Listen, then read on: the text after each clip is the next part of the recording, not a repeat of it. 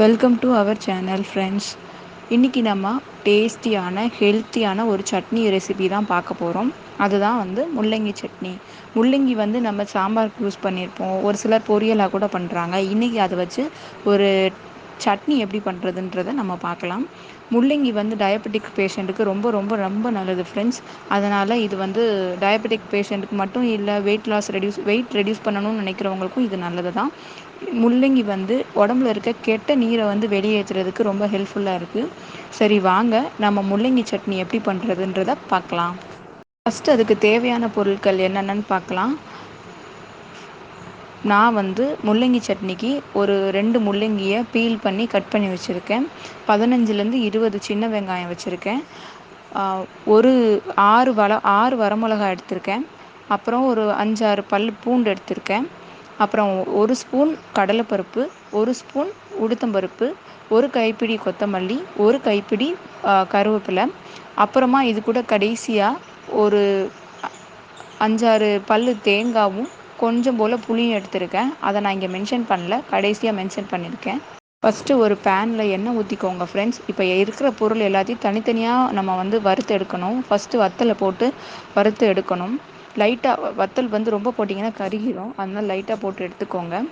அதுக்கடுத்து நான் வச்சுருக்கிற கடலைப்பருப்பு, உளுத்தம்பருப்பு அதையும் போட்டு நல்லா வறுத்து எடுத்திருக்கேன். அதுக்கப்புறமா பூண்டு, வெங்காயம்,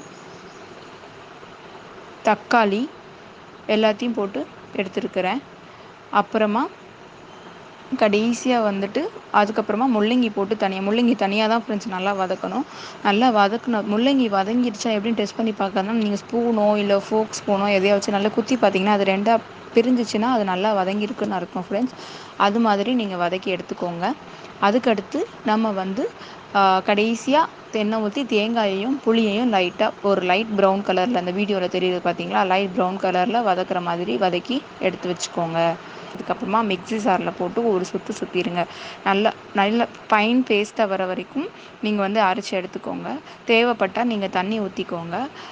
ஆல்ரெடி அதுலேயே தண்ணி இருக்கும், அந்த முள்ளங்கியில் இருக்க தண்ணியே இருக்கும். வேணும்னா நீங்கள் ஆட் பண்ணிக்கோங்க. நாங்கள் சட்னிக்கு தாளிக்கலை, உங்களுக்கு வேணும்னா நீங்கள் தாளித்து சாப்பிடுங்க. இது ரொம்ப டேஸ்டியாக இருக்கும் ஃப்ரெண்ட்ஸ். எப்போவும் 3 இட்லி சாப்பிட்ற இடத்துல எக்ஸ்ட்ரா 2 இட்லி சாப்பிட்ற அளவுக்கு அவ்வளோ டேஸ்ட்டாக இருக்கும்.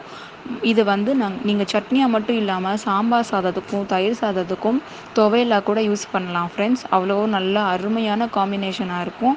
நீங்கள் ட்ரை பண்ணுங்கள். ட்ரை பண்ணிவிட்டு எப்படி இருக்குதுன்னு உங்களோட கமெண்ட்ஸை கமெண்ட் பாக்ஸில் போடுங்க ஃப்ரெண்ட்ஸ். தொடர்ந்து எங்களை சப்போர்ட் பண்ணிகிட்டே இருங்க. இது மாதிரி நல்ல ஹெல்த்தியான ரெசிபீஸை நாங்கள் உங்களுக்கு கொடுத்துட்டே இருக்கோம். இந்த சேனலை இது வரைக்கும் சப்ஸ்கிரைப் பண்ணாதவங்க சப்ஸ்கிரைப் பண்ணுங்கள். எங்களோட வீடியோஸ் லைக் பண்ணுங்கள், ஷேர் பண்ணுங்கள், கமெண்ட் பண்ணுங்கள். Thank you friends. பாய்.